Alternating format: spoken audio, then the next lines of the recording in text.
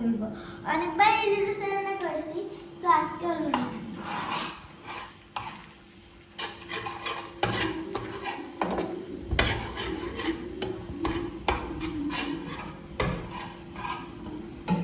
তুমি নুডলস রান্না শিখছো কার কাছ থেকে? তোমার কাছ থেকে।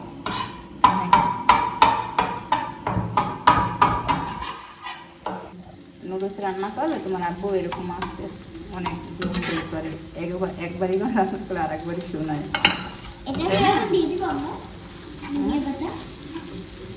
তাহলে দিলে একটু বাজে হোক। আমার কাছে দাও।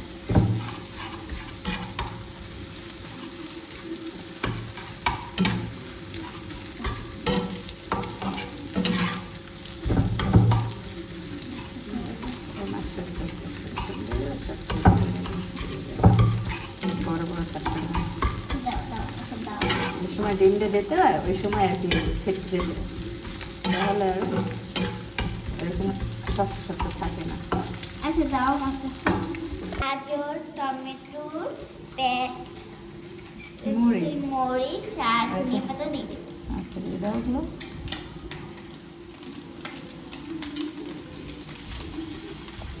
মেয়ে হইলে রান্না বান্না সব শিখতে হয়, তাই না?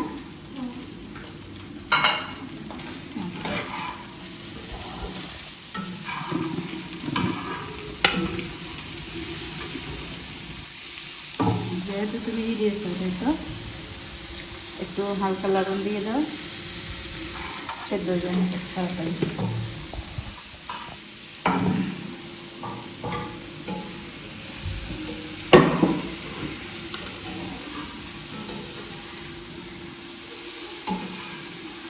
নুডলস অনেক মজা হইবে, তাই না?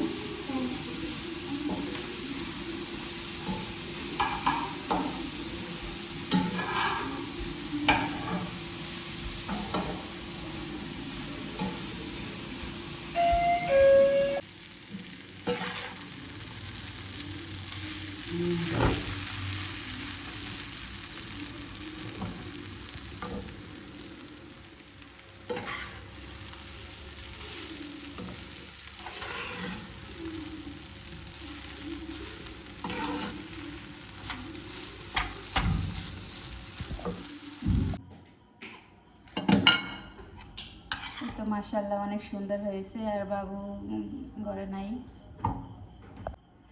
মাশাআল্লাহ অনেক সুন্দর হয়েছে নুডলসটা, খেতে দেখতে যতটা সুন্দর খেতেও মাশাআল্লাহ অনেক মজা হইবে। এই তো